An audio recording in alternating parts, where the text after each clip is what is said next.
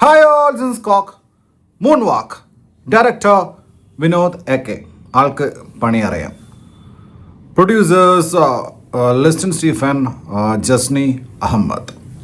LJP presence. Cinema എഴുതിയിരിക്കുന്നത് ഡയറക്ടറായിട്ടുള്ള Vinod AK., Mathew Varghese and also Sunil Gopalakrishnan. DOP Ansar Shah ആ ഒരു കാലഘട്ടം കൃത്യമായിട്ട് അടയാളപ്പെടുത്തുന്നതിൽ സിനിമാറ്റോഗ്രാഫി വളരെയധികം സഹായിച്ചിട്ടുണ്ട്. ആ ഒരു മൂഡാണ് പിടിച്ചിരിക്കുന്നത്. ഒപ്പം എഡിറ്റേഴ്സ് ആയിട്ടുള്ള ദീപു ജോസഫും കിരൺദാസും രണ്ടുപേരും എസ്പെഷ്യലി ഡാൻസ് സീക്വൻസ് ഒക്കെ പടപടയെന്ന് പറഞ്ഞ് എഡിറ്റ് ചെയ്ത് വെച്ചിട്ടുണ്ട്. മൊത്തത്തിൽ ഈ രണ്ട് ടീമും ഒരുമിച്ച് നിന്നിട്ട് ആ ഒരു മൂഡ് റീക്രിയേറ്റ് ചെയ്തിട്ടുണ്ട്, ആ ഒരു വിൻറ്റേജ് മൂഡ്. അതോടൊപ്പം നമ്മുടെ പ്രശാന്ത് പിള്ളൈ, അദ്ദേഹത്തിൻ്റെ റേഞ്ച് പറയേണ്ട ആവശ്യമില്ല. ഈ പടം ഇത്രയും എലിവേറ്റ് ചെയ്യുന്നതിൽ അദ്ദേഹം വഹിച്ചുള്ള പങ്ക് വളരെ വലുതാണ്. എസ്പെഷ്യലി ഒറിജിനൽ സാധനം, അതായത് വെറുതെ കോപ്പി അടിച്ച് റെട്രോ വിൻറ്റേജ് പരിപാടി അതല്ല. ഈവൺ MJയുടെ ഒന്നും സ്കോർ ഉപയോഗിച്ചിട്ടില്ല. മേ ബി കോപ്പിറൈറ്റ് കൊണ്ടാണോ എന്താണെന്ന് അറിയില്ല. MJയുടെ ഒന്നും ഉപയോഗിച്ചിട്ടില്ല. ശരിക്കും ഒറിജിനലായിട്ട് ക്രിയേറ്റ് ചെയ്തിട്ടാണ് കൊടുത്തിരിക്കുന്നത്. ലാസ്റ്റ് എൻഡ് ക്രെഡിറ്റിൽ മാത്രം ഒരു ചെറിയൊരു ബിറ്റ് മാത്രമേ MJയുടെ വന്നിട്ടുള്ളൂ. ബാക്കിയൊക്കെ ഡാൻസിന് മൊത്തം ഒറിജിനൽ സ്കോറാണ് കൊടുത്തിരിക്കുന്നത്. സൗണ്ട് ഡിസൈൻ രംഗനാഥ് രവി, അതുപോലെ തന്നെ ഡാൻ ജോസ് മിക്സിങ് നല്ല അടിപൊളിയായിരുന്നു. തിയേറ്ററിൽ എക്സ്പീരിയൻസ് ചെയ്യാൻ നല്ല കിട്ടുമായിരുന്നു. എസ്പെഷ്യലി അറിയാലോ, ഇതിൽ അത്രയും മ്യൂസിക്കിന് ഇമ്പോർട്ടൻസ് ഉണ്ട്. അത് പല ഘട്ടങ്ങളിലായിട്ട് യൂസ് ചെയ്യുമ്പോൾ നല്ല ഇമ്പാക്റ്റ്ഫുൾ ആയിരുന്നു. മറ്റൊരു important factor of this film എന്ന് പറയുന്നത് ഇതിൻ്റെ ആർട്ടാണ്. സാബു മോഹനാണ് ചെയ്തിരിക്കുന്നത്. കിടു, അതായത് അത്രയും മൈന്യൂട്ടായിട്ടുള്ള കാര്യങ്ങൾ പോലെ. ഇത് 1990 ബിഗിനിങ്, 1980 ലാസ്റ്റ്, അതായത് 1987 മുതൽ 1992 ആ ഒരു കാലഘട്ടമാണ്. അപ്പോൾ ആ ഒരു കാലഘട്ടത്തെ അത്രയും മൈന്യൂട്ടായിട്ടുള്ള ഓരോ കാര്യങ്ങൾ ആർട്ടിൽ ശ്രദ്ധിച്ചിട്ടുണ്ട്. അതിപ്പോൾ ഒരു KSRTC ബസ്സായിക്കോട്ടെ, ചുമ്മാ ക്ലോസിൽ പാസ് ചെയ്യുന്ന ട്രെയിനിൻ്റെ കളറായിക്കോട്ടെ, ഒരു പയ്യൻ്റെ പോക്കറ്റിൽ നിന്ന് വീഴുന്ന റെയിനോൾഡിൻ്റെ പെണ്ണായിക്കോട്ടെ, അങ്ങനെ ഓരോ ചെറിയ കാര്യങ്ങളും വളരെ മൈന്യൂട്ടായിട്ട്, അത് നല്ല പണിയെടുത്താലേ ഇത്രയും സമയം അത് മെയിൻറ്റെയിൻ ചെയ്തിട്ട് കൊണ്ടുപോകാൻ സാധിക്കും. ഇത് കൃത്യമായിട്ട് ആർട്ട് കൈകാര്യം ചെയ്തിട്ടുണ്ട്. ധന്യ ബാലകൃഷ്ണൻ കോസ്റ്റ്യൂം, ആ വിൻറ്റേജ് കോസ്റ്റ്യൂം കാണാൻ എന്ത് രസമാണെന്നറിയോ. അപ്പോഴാണ് ആ വിൻറ്റേജിൻ്റെ ആ ഒരു സാധനമല്ലേ, ആ ഒരു മൂഡ് ഭയങ്കര വിൻറ്റേജ് കോസ്റ്റ്യൂംസിൻ്റെ. അതുപോലെ തന്നെ മേക്കപ്പ് സജി കൊരട്ടി, സന്തോഷ്, ആ ഒരു കാലഘട്ടത്തിലെ കറക്റ്റ് ഹെയർ സ്റ്റൈല്, മീശ പരിപാടിയൊക്കെ തന്നെ. പിന്നെ ഇത് ഡാൻസ് ബേസ് ചെയ്തിട്ടുള്ള സിനിമയാണല്ലോ. ഇതിൻ്റെ കൊറിയോഗ്രാഫി ചെയ്തിരിക്കുന്നത് ശ്രീജിത്ത് P. ഡാസ്ലേഴ്സ്. ഇതിങ്ങനെ പറഞ്ഞുകൊണ്ട് ഇതൊരു ഗംഭീര സിനിമ, ഇത് ഇപ്പം കണ്ടില്ലെങ്കിൽ ഇപ്പം നഷ്ടം, അങ്ങനെയൊന്നല്ല ഞാൻ പറയുന്നത്. ഇത്ര ആളുകളുടെ പേര് എടുത്തു പറയാൻ കാരണം അത്രയും പണിയെടുത്തിട്ടുണ്ട്. ഓരോ ഡിപ്പാർട്ട്മെൻറ്റും അത്രയും മാക്സിമം എഫേർട്ട് കൊടുത്തിട്ടുണ്ട്. അത് സ്ക്രീനിൽ കാണാൻ പറ്റും. അതുകൊണ്ടാണ് ഇത്രയും സമയം എടുത്ത് ഇത്ര ആൾക്കാരെ പേര് പറഞ്ഞത്. ഞാൻ നേരത്തെ പറഞ്ഞല്ലോ ഇതിൻ്റെ ഒരു കാലഘട്ടം 1987 1992 ആ ഒരു സമയത്തൊക്കെ.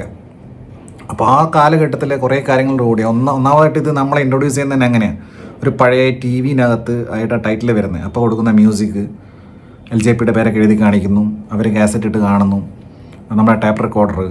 അതായത് ആ ഒരു കാലഘട്ടത്തിലൂടെ കടന്നു വന്നിട്ടുള്ള ആളുകൾക്ക്, early 90s കൂടെ കടന്ന് വന്നിട്ടുള്ള ആളുകൾക്ക് ഒരുപാട് കണക്ഷൻ കിട്ടും. ഒരുപാട് നോസ്റ്റാൾജിക്കുള്ള കുറേ സാധനങ്ങൾ കാണാൻ പറ്റും. പിന്നെ കഥ നടക്കുന്നത് തിരുവനന്തപുരമാണ്, കഴക്കൂട്ടം, ഭീമാപ്പള്ളി, വിഴിഞ്ഞെന്നൊക്കെ പറയുന്നുണ്ട്. അപ്പോൾ അതാണ് അവിടെ ഒരു തെങ്ങിൻ തോപ്പ് കാണിക്കുമ്പോൾ പോലും അതൊരു പഴയ കാലമായിട്ട് ഫീൽ ചെയ്യുന്നുണ്ട്. പണ്ട് തെങ്ങിൻ തോപ്പ് കൂടെയും വയലിൽ കൂടെയൊക്കെ നടന്നു പോയിട്ടുള്ള കുട്ടിക്കാലത്ത് പോയിട്ടുള്ള ആളുകൾക്കറിയാം.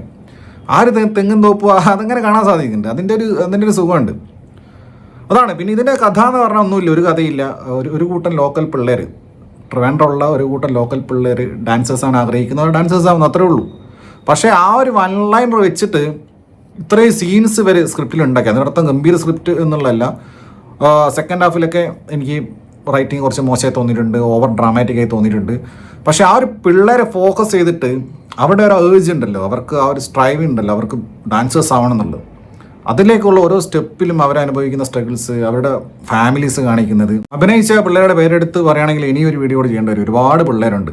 അതിൽ ഞാൻ എസ്പെഷ്യലി പറയാൻ ആഗ്രഹിക്കുന്നത് പിന്നെ സിബി കുട്ടപ്പൻ എന്ന് പറഞ്ഞ പയ്യൻ, സുര എന്ന് പറഞ്ഞ റോൾ ചെയ്തിട്ടുള്ളത് കിടു. കാരണം പുള്ളി ആദ്യം കാണിക്കുമ്പോഴേ നമുക്ക് മനസ്സിലാവും he's going to do something crazy.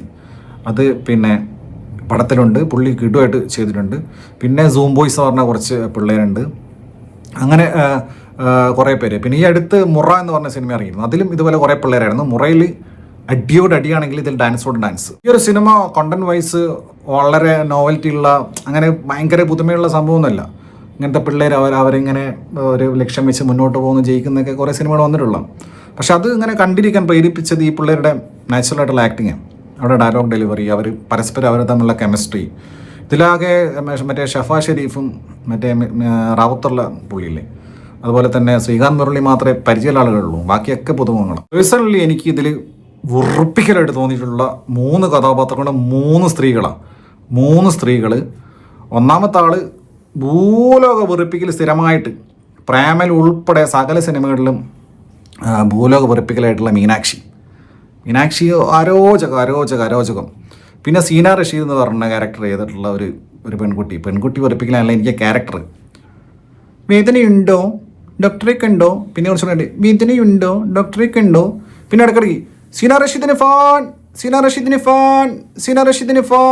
ഇത് എത്ര പ്രാവശ്യം സീന റഷീദിന് ഫോൺ, ആ ഒരു ഭാഗം. പിന്നെ വേറെ ഇംഗ്ലീഷ് പറയുന്ന പെൺകുട്ടി, ഇവരെ കാണിക്കുമ്പോൾ മാത്രം ഭയങ്കര നെഗ് മാത്രമല്ല ആ ഒരു പാർട്ടിൽ ഇവരുടെ ഡാൻസ് പരിപാടിയൊക്കെ മാറി കുറച്ച് ലവ് ട്രാക്കും കുറച്ച് റൊമാൻസും കുറച്ച് കറക്കവും നാട്ടുകാരെ കാണലും അങ്ങനെയൊക്കെ ആയിട്ട് കുറച്ച് സമയം. അതാണ് പറഞ്ഞാൽ ആ ഭാഗത്ത് എനിക്ക് ഈ പടത്തിൻ്റെ റൈറ്റിങ്ങിൻ്റെ ഗ്രിപ്പ് പോയതായിട്ടും സെക്കൻഡ് ഹാഫൊക്കെ വന്ന സമയത്ത് വളരെ കുറച്ച് ലോ ആയിട്ട് ഫീൽ ചെയ്തിട്ടുണ്ടായിരുന്നു.